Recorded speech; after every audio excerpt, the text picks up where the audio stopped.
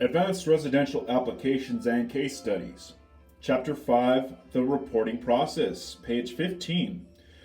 Residential Narratives. Here is a generic letter of transmittal that can be used and modified as needed.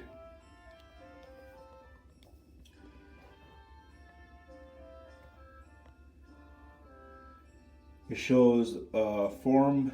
It says something about something property. It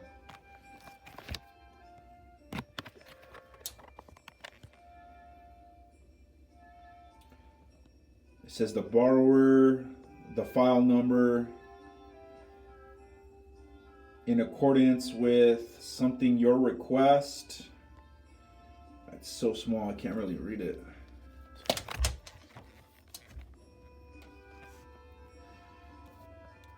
Here we go.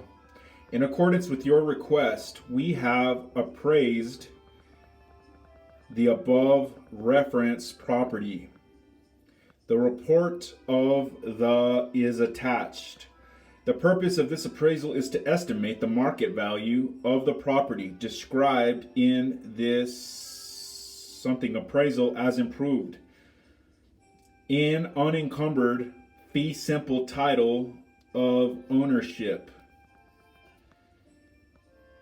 This report is based on a physical analysis of the site and improvements, a locational analysis of the neighborhood and city, and an economic analysis of the market for properties such as the subject.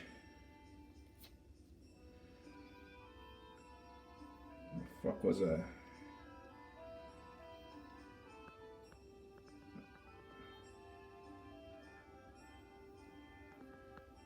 The appraisal was developed and the report was prepared in accordance with the Uniform Standards of Professional Appraisal Practice.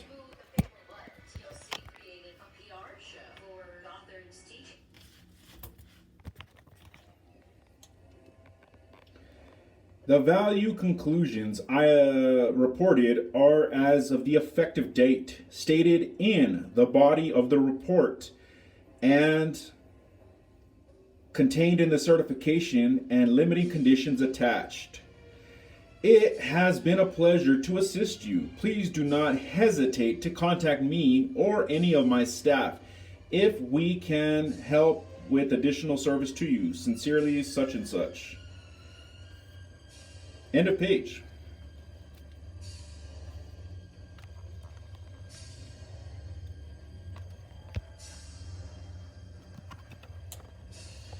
Page 16. Residential narratives continued. This is a table of contents that you can insert into your report. It shows a page, table of contents. It says the borrower / client, the property address, the city, the lender, the county, the state, the file number, the zip code, table of contents, the USPAP identification, the cover letter, summary of salient features, statement of limiting conditions, supplemental addendum, something with signature block, I think, W/SIG, I don't know what that stands for, block. RRREA / USPAP addendum, letter of transmittal, appraiser's resume, engagement letter, property history of subject property. End of page.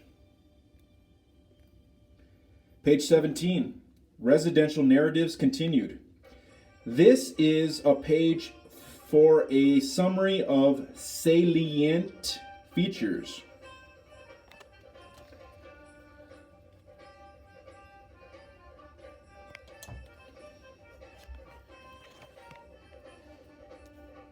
Summary of salient features. It says subject address, the legal description, the city, the county, the state, the zip code, the census tract, the map reference, the sale price, the date of sale, the borrower, the lender client, the size in square feet, price per square foot, location, age, condition, total rooms, bedrooms, baths, appraiser, date of appraised value, and opinion of value at the end. This is for total windows, something a la mode, end of page.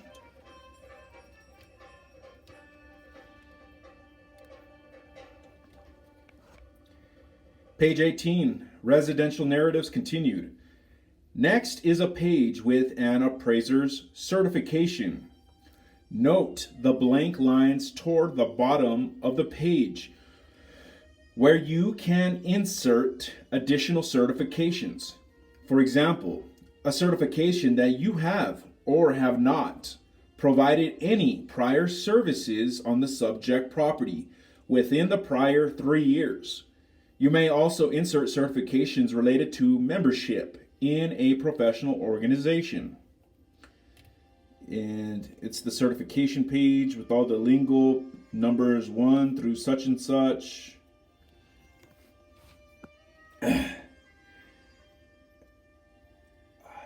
Yep, you've read this many times. At the bottom it says your appraiser name or your supervisory appraiser name. With these tools, you can build a narrative appraisal report with relative ease, and it will look professional to boot. End of page. Page 19, quiz. This quiz has a total of 5 questions. There will be 1 question per page. You must achieve 80% to pass this quiz. Start quiz. Number 1, what is another name for the Fannie Mae URAR form? A, the 1025 form. B, the 2025 form. C, the 1004 form. Or D, the Universal Regular Appraisal Report. I'm going to go C, the 1004.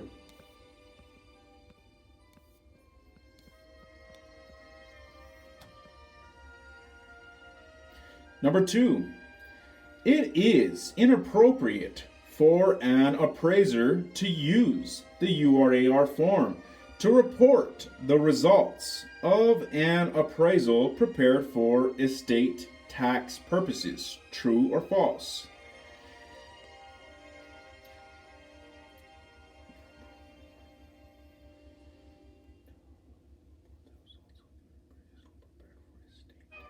I'm going to go false. This one's tricky though because it says inappropriate. It doesn't say illegal. I'm still going to go false, but I think there's some truth in that. Overall false. Number 3, the intended user of a URAR form appraisal report is. I'm going to change it, dude. I'm going to go true because they were talking about that, and then you could build a narrative report. That's going to be an interesting one. Number 3, the intended user of a URAR appraisal report is A, Fannie Mae. B, the appraisal management company. C, the lender/client. Or D, the borrower.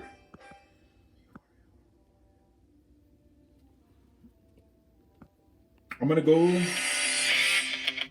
the lender/client.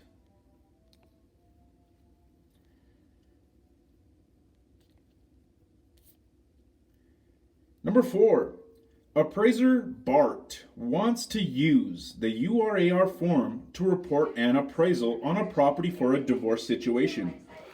What should he do?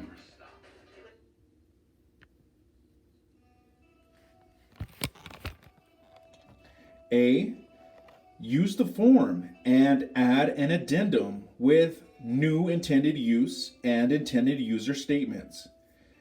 B, use the form as it is. The client knows what the intended use is. C, remove the page with the pre-printed intended use and intended user statements. Or D, not use the form for this purpose.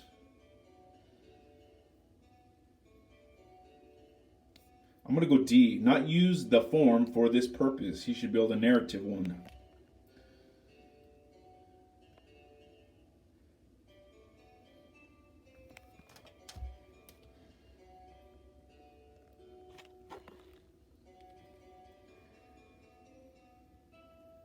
And lastly, number 5. Why do many residential appraisers fear writing narrative appraisal reports? A. Residential appraisers are not qualified to write narrative type reports. B. They are unfamiliar with the report style because they rarely use it. C. They fear they will put too much information in the report. Or D. The narrative report format is not USPAP compliant. I'm going to go B. They are unfamiliar with the report style because they rarely use it. Assessment completed. Finish. You passed. You got 100%. So remember, number 1, what is another name for the Fannie Mae URAR form? You said the 1004 form. That was correct. Number 2, is it inappropriate for an appraiser to use the URAR form to report the results of an appraisal prepared for estate tax purposes? You said true. Good job. You answered correctly. The key word is inappropriate. It's not illegal. Number 3, the intended user of a URAR appraisal report is, you said the lender/client, and that's correct. Number 4, appraiser Bart wants to use the URAR form to report an appraisal on a property for a divorce situation. What should he do? You said, not use the form for this purpose. That was correct. And lastly, number 5, why do many residential appraisers fear writing narrative reports? You said they are unfamiliar with the report style because they rarely use it, and that was correct.